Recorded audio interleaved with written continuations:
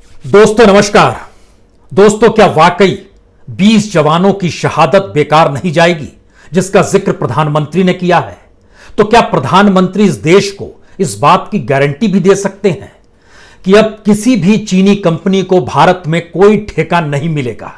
चीन की कोई कंपनी भारत में बिजनेस नहीं कर पाएगी, चीन के जरिए कोई भी एफडीआई भारत में नहीं आएगी। क्या इन बातों की गारंटी दी जा सकती है?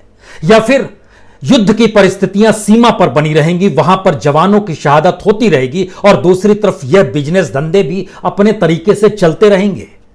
आज इसकी संवेदनशीलता को जरा समझने की कोशिश कीजिएगा, क्योंकि कल से तो जो कोल ब्लॉक्स हैं उनके भी ऑक्शन शुरू होने वाले हैं और ऑक्शन के जरिए जो भारत की कंपनियां फेरिस्त में है कि वो ऑक्शन में कोल माइंस के ब्लॉक्स लेगी अपने हिस्से में, उनके कई कोलैबोरेशन कई कंपनियों के चीन की कंपनियों के साथ है। तो क्या माइनिंग के क्षेत्र में भी चीन अब सामने आकर खड़ा हो जाएगा? यह स्थिति आ जाएगी। इस बात की संवेदनशीलता इससे है कि जो 20 जवान शहीद हो गए, उन 20 जवानों में अलग अलग जगहों के जवान थे। उसमें एक जवान झारखंड के साहिबगंज का भी था और साहिबगंज के डिडोरी गांव, डिहारी गांव कहिए, जहां का ये कुंदन कांत ओझा जो जवान था, बिहार रेजिमेंट में था, यह भी शहीद हो गया। और साहिबगंज का जिक्र हम इसलिए कर रहे हैं कि 2017 में जब प्रधानमंत्री साहिबगंज पहुंचे थे तो वहां पर उन्होंने गंगा पुल का शिलान्यास किया था। यह गंगा पुल साहिबगंज से बिहार के मनिहारी तक बनना था और उसके बाद जब इसकी बिड आई तो यह बिड मिली, सबसे लोएस्ट बिड जो थी वह कंपनी का नाम था वहां पर चेक सोमा कंपनी। और चेक सोमा कंपनी के साथ कोलैबोरेशन जिस कंपनी का था वो कंपनी चीन की थी, उसका नाम था China harbour engineering private limited. ये वही कंपनी है जिसने श्रीलंका में हबम टोटा बंदरगाह पे काम किया है। ये वही कंपनी है जिसने मालदीव चीन फ्रेंडशिप ब्रिज बनाया है। ये वही कंपनी है जो मुंबई में मेट्रो 4 का कॉरिडोर बना रही है। और ये कंपनी चीन के लिए बड़ी महत्वपूर्ण होती है।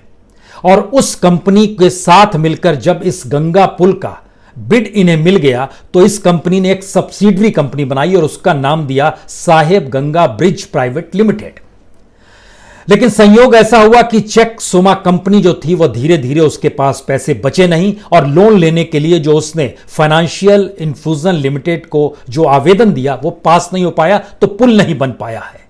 लेकिन जिस साहिबगंज का जवान लड़ने के लिए सीमा पर तैनात होता है, उस साहिबगंज के इंफ्रास्ट्रक्चर को मजबूत करने के लिए चीन की कंपनी वहां पर काम करेगी। यह स्थिति होती है जब आप युद्ध की स्थिति को ना समझें या देश की संवेदनशीलता को अपनी इकोनॉमी से ना जोड़ें। और यह फेरिस्त बड़ी लंबी है और इस फेरिस्त के भीतर का संकट यह है कि भारत की एक दो नहीं सैकड़ों कंपनियां आज की तादाद में भारत में पूंजी लगाने से अच्छा विदेशों में पूंजी लगा रही है। यह परिस्थिति देश के भीतर में है। हालांकि यह बतला दे कि इन सब के बीच आरएसएस से जुड़ा संगठन है स्वदेशी जागरण मंच। उसका कहना है कि जो दिल्ली और मेरठ के बीच में जो परियोजना है और जिसमें जिस टनल का जो पूरा का पूरा बिड दे दिया गया है स्टेक कंपनी को, जो कि Shanghai tunnel engineering company limited है, उसको रद्द किया जाना चाहिए। लेकिन इनके कहने से कुछ नहीं होगा। लेकिन इसका दूसरा सच यह है कि जब आपको लोअर बिड सबसे मिल जाती है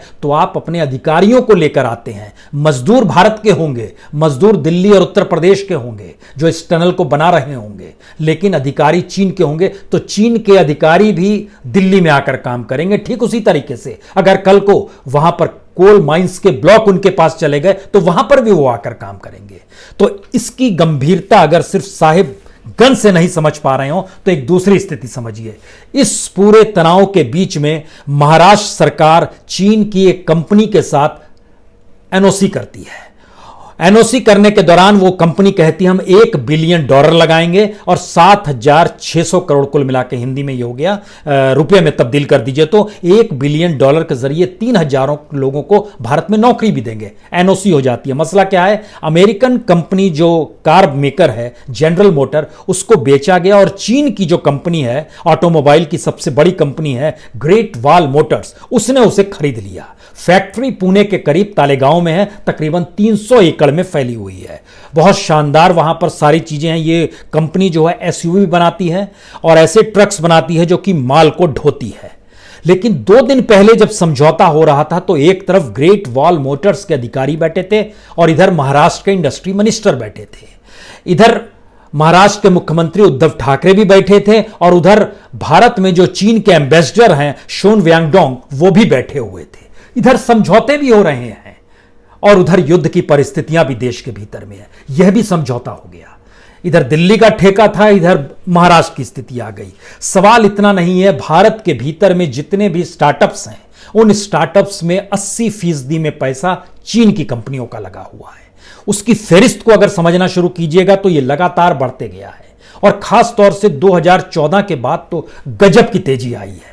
यानी उनकी कंपनियां छोटी छोटी जगहों में भी भारत में घुसती चली गई, पैसा डालती चली गई और यह स्थिति को रोकने के लिए कोई नहीं है।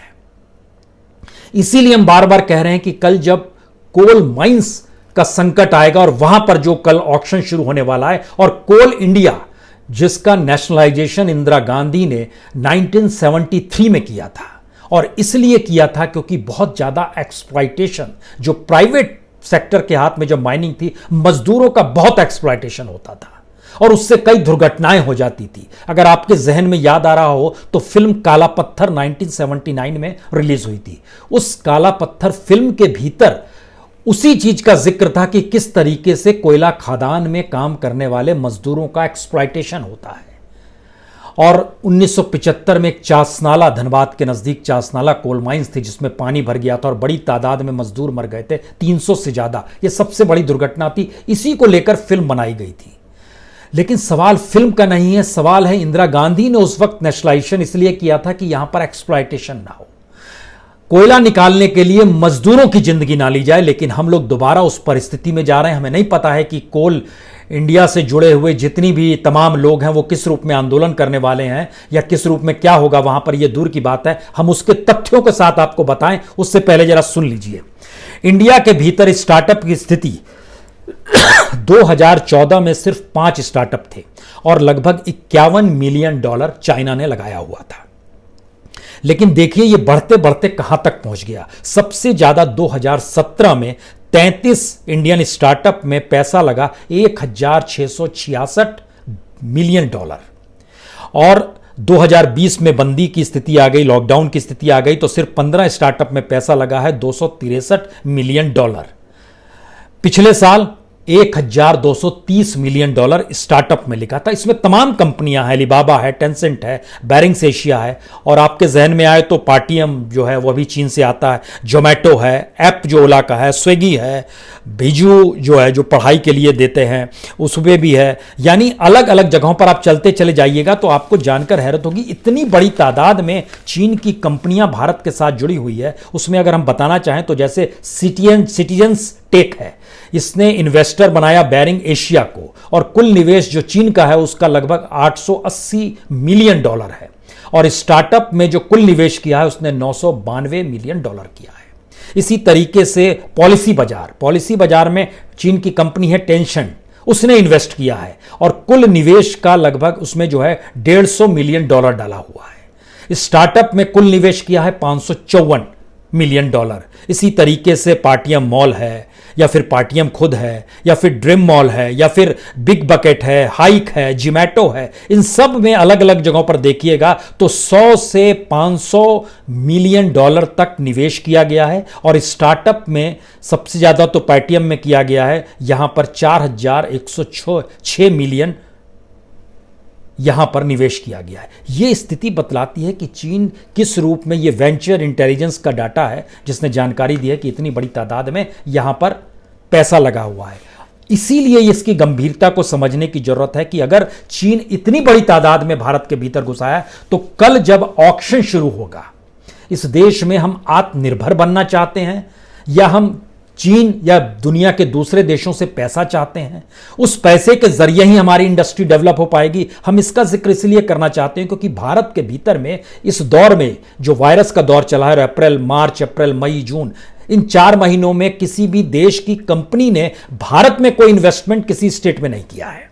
लेकिन जो CII का डाटा है, जो कॉन्फेडरेशन ऑफ इंडियन इंडस्ट्रीज है, उसने एक डाटा दिया, उसने जानकारी दी कि भारत की 155 कंपनियां हैं जिन्होंने अमेरिका में 1,67,200 करोड़ रुपए इन्वेस्ट किए हैं इसी दौर में, इसी लॉकडाउन के दौर में। और ये लोग तकरीबन वहां पर 1.25 लाख नौकरियां भी देंगे। वहां जो काम करने वाले इंडियंस होंगे, अमेरिकन्स होंगे, उनको देंगे। और खास तौर से Texas, new Jersey, New York, Florida, इसमें सबसे ज्यादा एफडीआई भारत का गया है, जो भारत की कंपनियां वहां पर जा रही है। जानना चाहते हैं तो समझिए, टेक्सास में 72,000 करोड़ रुपए वहां पर लगाए जा रहे हैं। नौकरी लगभग 17,500 नौकरियां वहां पर निकलेंगी। न्यू जर्सी में 18,000 करोड़ रुपए लगाए गए हैं। फ्लोरिडा में लगभग 7,000 करोड़ रुपए लगाए गए हैं, वहां पर लगभग 5,500 नौकरियां आएंगी।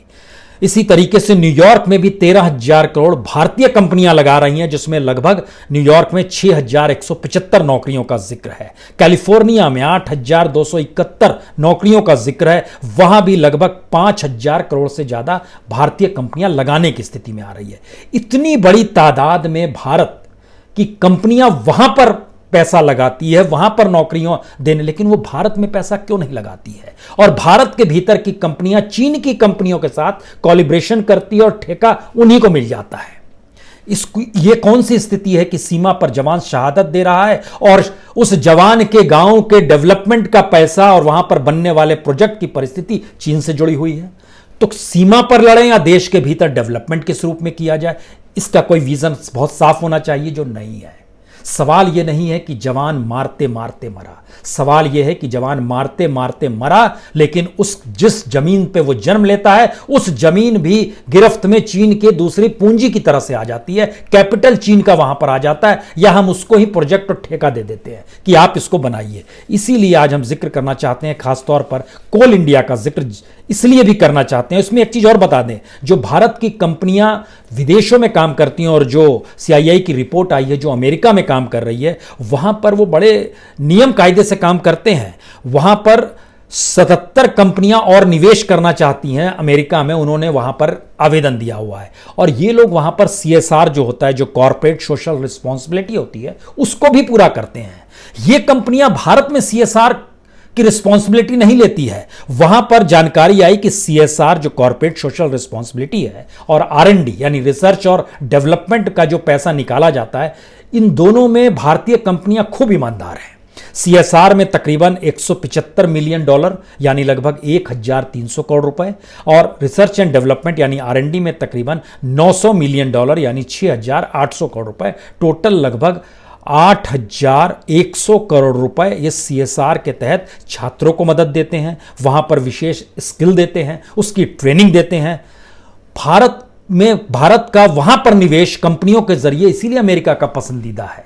लेकिन भारत में अपने कंपनियां अपने देश में ऐसी स्थिति नहीं ले आ पाती है, तो आप क्या करेंगे?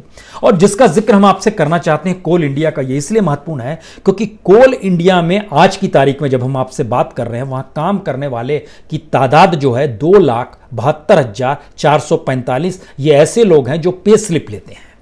कॉन्ट्रैक्ट पे काम करने वाले अलग हैं, उन कॉन्ट्रैक्ट के बाद जो कि दिहाड़ी मजदूरी करते हैं माइन से जो कोयला निकालते हैं, उनकी संख्या अलग है। सबको मिला दीजिएगा तो तकरीबन 5 लाख से ज्यादा के कर्मचारियों की स्थिति पूरे देश में जो कोयला खदानों से जुड़े हुए हैं। कोल इंडिया का टोटल एसेट जो है वह 1,32,718 करोड़ का है, और टोटल इक्विटी जो उसकी है लगभग 26,860 की है। इसकी जानकारी इसलिए महत्वपूर्ण है क्योंकि इसके दायरे में अलग अलग आते हैं। ईस्टर्न कोलफील्ड लिमिटेड आता है, साउथ ईस्टर्न कोलफील्ड लिमिटेड आता है, भारत कुकिंग कोल लिमिटेड आता है, वेस्टर्न कोलफील्ड आता है, सेंट्रल कोलफील्ड आता है, महानदी कोलफील्ड आता है, और सब जगह जितनी जितनी बड़ी तादाद में लोग काम करते हैं, तो क्या आने वाले वक्त में उनके पास काम नहीं रहेगा? क्योंकि जो ऑक्शन होने वाला है वो कोल इंडिया की माइंस का होने वाला है। और कोल इंडिया की माइंस के भीतर का सच ये है, पहले कोल इंडिया के स्थिति को जान लीजिए कि इसमें काम करने वालों की तादाद 2004 में जब अटल बिहारी वाजपेयी से मनमोहन सिंह सरकार के पास सत्ता आ रही थी, उस समय कोल इंडिया से जुड़े कर्मचारियों की तादाद थी 4,93,061 ऑफिशियली। 2014 में जब मनमोहन सिंह की गद्दी चली गई, उस समय यह संख्या में गिरावट आ गई लगभग 55,000 की, और 3,52,000 घटकर हो गए। लेकिन इस 3,52,000 से घटते घटते इस 6 साल के भीतर में लगभग 80,000 और कम हो गए। रफ्तार यहां और तेज है इस दौर में। 2014 में 3,52,000 थे, 2018 में 3,02,000 हो गए, 2020 में 2,72,000 हो गए। इस तरीके से कम हो रहा है और इस तरीके से कमोवेश हर जगह ये लेबर्स कम होंगे, हर जगह एग्जीक्यूटिव्स कम होंगे, नॉन एग्जीक्यूटिव्स कम होंगे। बड़ी तादाद जो होती है वो नॉन एग्जीक्यूटिव्स की होती है, तकरीबन 2.5 लाख लोग अभी नॉन एग्जीक्यूटिव हैं और 18,838 एग्जीक्यूटिव है। महत्वपूर्ण यह नहीं है, महत्वपूर्ण यह है कि भारत के भीतर में कोयला इस दौर में लगातार आयात किया जा रहा है और आयात की तादाद बढ़ती जा रही है। प्रोडक्शन बहुत नॉमिनल नीचे ऊपर नीचे जा पा रहा है, लेकिन उससे भी ज्यादा महत्वपूर्ण है कि मौजूदा सरकार से पहले की जो सरकार थी वो कोल ब्लॉक्स के घोटाले घपले या उसको देने के चक्कर में सीएजी की रिपोर्ट के जरिए ही वो सरकार चली गई थी। वो एक बड़ा मुद्दा बना था। उसके बाद जब मोदी गवर्नमेंट आई और इन्होंने 2015 में जब ऑक्शन किया, उस पर जो सीएजी रिपोर्ट ने कहा उस पर किसी का ध्यान नहीं गया। अब दोबारा ऑक्शन कल से शुरू होने वाला है। सवाल यह है कि जो सीएजी ने उस वक्त कहा था और जिन बातों के मुद्दे को उठाया था कि आप ऑक्शन के जरिए जो कह रहे थे कि इतना पैसा आएगा, लेकिन पैसा क्यों नहीं आया? जितनी माइंस चालू होनी थी उतनी माइंस क्यों नहीं चालू हो पाई? जो कॉलिब्रेशन आप कर देते हैं तो उसमें हम लोग बता नहीं पाते हैं कि किसके हिस्से में कितने पैसा आ रहा है, किस रूप। तो सीएजी ने एक पूरा ढांचा बताया था और जो इन्होंने जानकारी दी थी कि हम इतने लाख करोड़ रुपए कमा लेंगे, जो माना गया था कि इतने कंपनियों के जरिए इतना पैसा हमारे पास आ जाएगा, जो 2015 में जब ऑक्शन हुआ था, ऐसा कुछ भी नहीं हो पाया और स्थिति नाजुक बनी रही और बड़ी तादाद में इंपोर्ट लगातार कोयले का होते रहा। सवाल नया यह है कि अगर मौजूदा वक्त में हम लोग कोल माइंस को भी अब प्राइवेट सेक्टर के हाथ में देने वाले हैं, तो क्या जो नेशनलाइजेशन का प्रोसेस था और जिसमें स्टेट की जिम्मेदारी थी, उससे अब स्टेट पल्ला झाड़ रहा है, मोदी गवर्नमेंट पल्ला झाड़ रही है और पूरी तरह ऑक्शन की स्थिति में आ रही है, या फिर वहां काम करने वाले लोगों की कोई गारंटी लेने की स्थिति में सरकार है, या वो पूरा प्राइवेट सेक्टर के हाथ में चला जाएगा। और चूंकि अब कोल इंडिया के मातहत ही जो माइंस हैं, जब उसी का ऑक्शन होने वाला है तो उसकी स्थिति होती है वहां इंफ्रास्ट्रक्चर के लिए पैसा नहीं चाहिए। पैसा नहीं चाहिए तो इसका मतलब है कि वो आप 24 से 48 घंटे में आप शुरू कर सकते हैं माइन।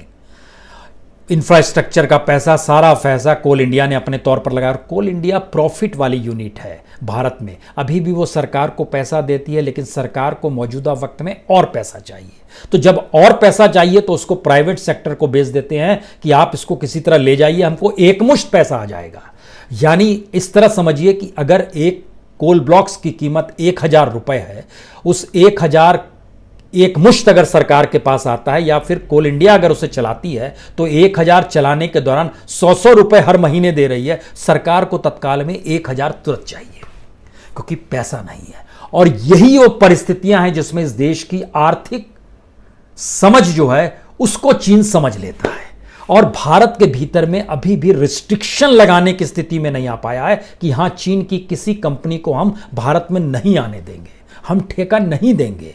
क्योंकि जब देखिए कितनी नासमझी की बात है, जब स्वदेशी जागरण मंच ने कहा कि आपने जो दिल्ली में Shanghai tunnel engineering company limited को जो ठेका दे दिया है, जो तकरीबन 1,126 करोड़ का है और एल&टी दूसरे नंबर पर है जिसका उससे कुछ ही तो ज्यादा है 1,170, तो इंडियन कंपनी को देना चाहिए। लेकिन सोचिए एल&टी और एसटीईसी यानी शंघाई टनल इंजीनियर, ये दोनों ने मिलकर मुंबई मेट्रो का ठेका लिया हुआ है। तो जो कंपनी चलाने वाला होता है उसके जहन में यह मैटर नहीं करता है कि किस देश की कौन सी कंपनी, वो प्रॉफिट देखता है। यही स्थिति कमोवेश भारत की तमाम कॉर्पोरेट सेक्टर की है। उसको प्रॉफिट समझ में आता है क्योंकि उसे बिजनेस करना है, धंधा करना है।